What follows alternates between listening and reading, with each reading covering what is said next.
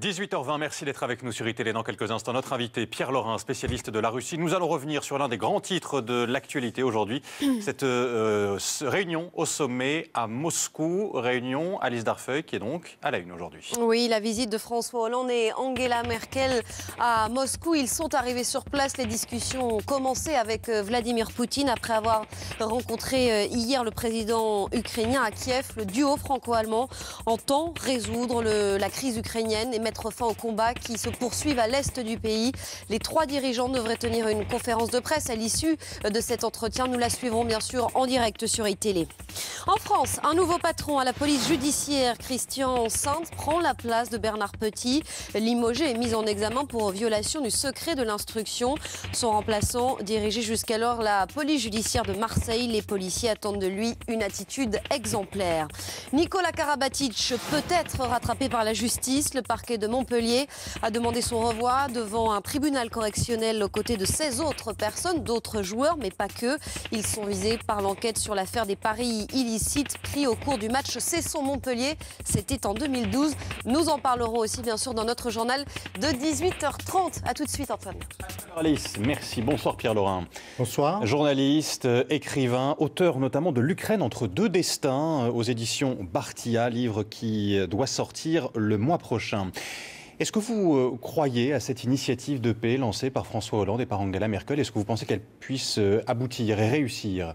Elle peut aboutir, oui, pour une raison, c'est que d'une part, hier, les deux dirigeants européens ont rencontré le président Porochenko et vraisemblablement ont mis au point avec lui une procédure qui a déjà vraisemblablement été acceptée par Moscou, puisque sinon, ni Angela Merkel ni François Hollande ne seraient allés à Moscou. Donc il y a une véritable chance pour que les choses se débloquent. Est-ce que c'est la dernière chance de régler cette crise? Non, non, ce n'est pas la dernière chance pour une raison très simple. C'est que la crise, elle va peut-être se régler momentanément, mais l'Ukraine est un pays qui est vraiment très instable et qui risque de le rester pendant de nombreuses années. Donc ce que l'on va résoudre aujourd'hui, ce ne sera pas vraisemblablement le fond du problème. Il est vraisemblable que des négociations entre les rebelles du Donbass et le gouvernement de Kiev s'amorcent. Il est possible qu'elles aboutissent à un statut d'autonomie, mais ce statut d'autonomie ne vaudra que tant que l'une des deux parties ne voudra soit avoir plus, soit retirer des avantages qui ont été concédés. Quel est le nœud du problème au-delà de cette autonomie d'une région ukrainienne?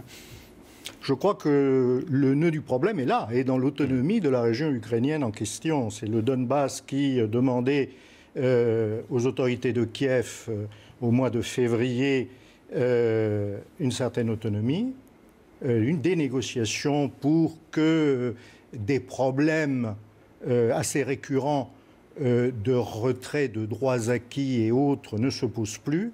Et Kiev n'a pas répondu par la négociation, il a répondu par la violence à partir de l'offensive du mois d'avril.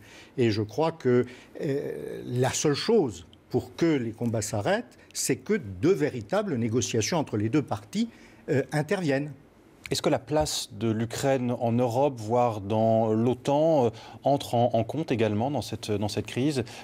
Au départ, oui. Au départ, effectivement, il y avait une volonté, surtout des États-Unis, d'essayer d'intégrer l'Ukraine dans l'Alliance Atlantique. Peut-être pas comme membre, peut-être pas comme partenaire. Actuellement, l'Ukraine est déjà un partenaire de l'OTAN, comme la Russie d'ailleurs, mais comme un partenaire privilégié, quelque chose d'un peu plus, avec la possibilité éventuellement d'établir des têtes de pont, des bases, de faire en sorte que la présence russe en Crimée disparaisse. Ça a été le contraire qui s'est produit évidemment avec la crise, mais aujourd'hui, on voit une certaine inflexion de la part des États-Unis qui ne considèrent pas forcément qu'il faille armer l'Ukraine, qui ne considèrent pas que l'objectif de faire entrer l'Ukraine dans l'OTAN soit crédible à court ou moyen terme, peut-être à très long terme.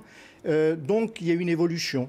De la même manière, pour les Russes, au départ, on ne savait pas très bien quelle allait être leur position sur le Donbass. Est-ce qu'ils réclamaient une indépendance du Donbass ou éventuellement, comme ça a été le cas pour la Crimée, leur attachement? Non, depuis plusieurs mois, la Russie insiste sur l'intégrité territoriale de l'Ukraine.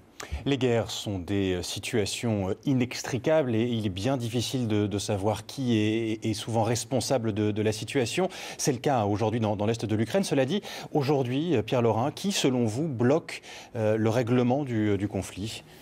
Au cours des dernières semaines, les Ukrainiens ont bloqué très largement. Plus que les Russes, plus que les séparatistes pro-russes. Le 15 janvier, Vladimir Poutine a envoyé à Poroshenko un plan de sortie de crise qui prévoyait l'application des accords de Minsk, en particulier le retrait des armes lourdes de part et d'autre de la ligne de démarcation.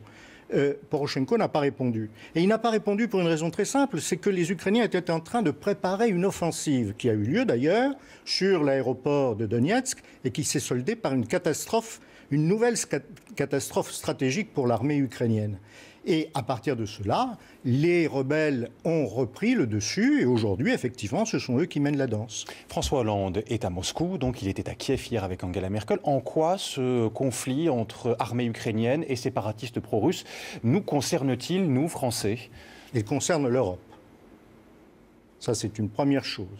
C'est un foyer de guerre qui a fait 5000 morts, essentiellement des civils, et essentiellement des civils du Donbass. Il ne faut pas l'oublier. C'est un foyer qui risque de s'étendre ? On ne sait jamais. Vous savez, la Première Guerre mondiale a commencé par un assassinat stupide, quelque part dans les Balkans, à Sarajevo, bien sûr. On ne sait pas comment peuvent évoluer les choses. Aujourd'hui, je crois que la situation est plus ou moins sous contrôle, même si sur place, les combats sont rudes. Il y a peu de chances qu'ils s'étendent, sauf si on commet des erreurs. Les erreurs, ça peut être, par exemple, fournir des armes, parce que ça peut conduire l'autre partie également à en fournir. C'est ce que souhaiteraient les États-Unis. En tout cas, la question fait débat aux États-Unis. La question fait débat, mais elle fait débat, à mon avis, essentiellement parce que une partie des républicains sont très remontés contre la Russie et ils veulent engranger des résultats concrets, affaiblir, etc. Le président Obama est beaucoup plus prudent. Non seulement prudent, mais sur la défensive. Parce qu'il faut qu'il compose avec un Congrès qui n'est plus... qu'il ne contrôle plus, puisque les démocrates ont perdu la majorité qu'ils avaient au Sénat. Et en plus, il faut qu'il règle les problèmes de politique internationale qui sont très délicats et très difficiles et qu'il ne se fâche pas avec des alliés importants qui sont les pays européens. Situation explosive donc dans l'est de l'Ukraine. Les combats continuent sur place depuis près d'un an maintenant. Réunion au sommet donc en ce moment même à Moscou entre François Hollande, Angela Merkel et Vladimir Poutine. Une conférence de presse est prévue juste après cette réunion. Vous la vivrez en direct sur iTélé. Merci Pierre Laurin, journaliste, écrivain, spécialiste de la Russie. Voici le titre de votre prochain livre, L'Ukraine entre deux destins. Titre et la couverture aux éditions Bartilla. Il doit sortir au début du mois prochain. Merci encore. Dans quelques instants sur iTélé, un nouveau journal. À tout de suite.